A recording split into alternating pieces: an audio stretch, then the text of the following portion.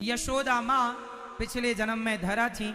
इनके यहाँ संत आए, घर में भोजन का दाना नहीं, क्योंकि ये संतों की सेवा करती थी। तो जंगल से लकड़ियां काटकर जो बेचकर पैसा मिलता उससे साधु संतों की सेवा करती। एक दिन घर में संत तब आए जब घर में अन्न का दाना नहीं था। अब संतों को भोजन कैसे कराएं? तो बगल में कोई सेठ जी का घर था, वहां चली गई, भैया हमें कुछ पैसे दे दो, हम संतों की सेवा करेंगे, फिर जंगल की लकड़ी बेचकर आपका एक एक पैसा चुकाएंगे, खाएंगे नहीं, आपका पैसा जरूर चुकेगा। वो आदमी नियत का खोटा था।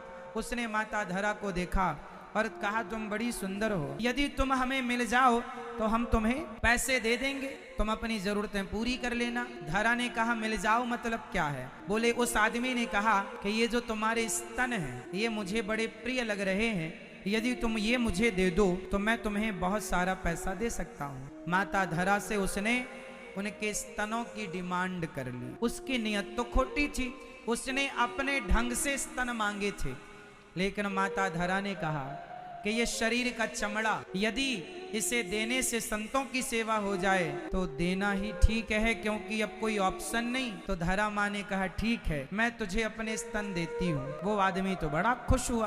पास में चाकू पड़ी थी, माता धरा ने चाकू उठाई और अपने स्तनों को काट दिया। अपने स्तनों को काट कर उस सेठ की तराजू में रख दी। तुझे मेरे स्तन चाहिए था, मांस का टुकड़ा चाहिए था, ये ले, ये मांस का टुकड़ा तू रख ले। मेरे द्वार पर संत खड़े हैं, भूखे ना चले जाएं, तुमने जो कहा वो पूरा करो। उसने पैसे दे दिए। माता धरा ने बाजार से सामान खरीदा और संतों के लिए भोजन उसी हालत में बनाई। कितना दर्द ना हो रहा होगा शरीर में, पर भोजन बनाया। इस दर्द से बड़ा दर्द ये था, मेरे द्वार से संत भूखे चले जाते तो ये मांस के टुकड़ा, ये घाव तो भर जाएगा, पर संत भूखे चले जाएं, ये गृहस्थों की शोभा नहीं है कि आपके द्वार से कोई भूखा चला जाए।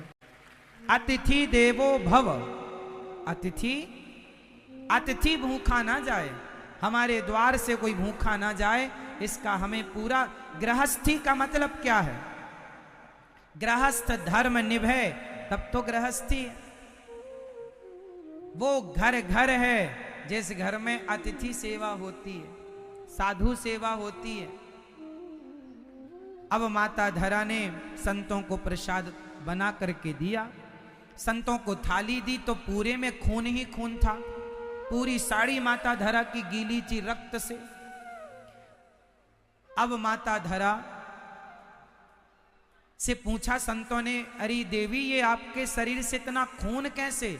अच्छा, धरा ने संतों को नहीं बताया था कि मैंने अपने स्तन काट कर दे दिए हैं। कैसे बताए?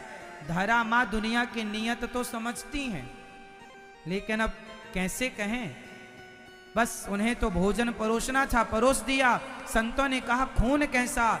जब जिद की संतों ने तो पूरा बता दिया कि मेरे घर में कुछ अन्न का दाना नहीं था, आप अतिथि के रूप में थे, आपको मैं क्या खवाती। उसके पास उधार मांगने गई कुछ पैसे, तो उसने कहा कि तुम्हें अपने स्तन देने पड़ेंगे। मतलब उसने पैसों के बदले मेरे से मेरा शरीर मांगा था कि साधु सेवा करनी है तो तुम अपने स्तन दे दो, तो मैंने दे दिए, काट करके दे दिए। संतों ने कहा, इतना बड़ा त्याग तुमने किया? वो संत थे ही नहीं, संत रूप में भगवान थे। वाह देवी, आपने साधु सेवा की है, आपने अपने स्तनों का दान दिया है। अगले जन्म में हम आपका बेटा बनकर आपके नहीं स्तनों का दूध पिएंगे, आपका पुत्र बनकर। वही धरा यशोदा बनी और वही भगवान आज माँ यशोदा के आंचल में गोद में लेटकर माँ का मीठा मीठा दूध पी रहे हैं। जगत को नचाने वाले परमात्मा, जगत का पेट भरने वाले परमात्मा का पेट आज माँ यशोदा भर रही हैं। देखिए ना, सौभाग्य।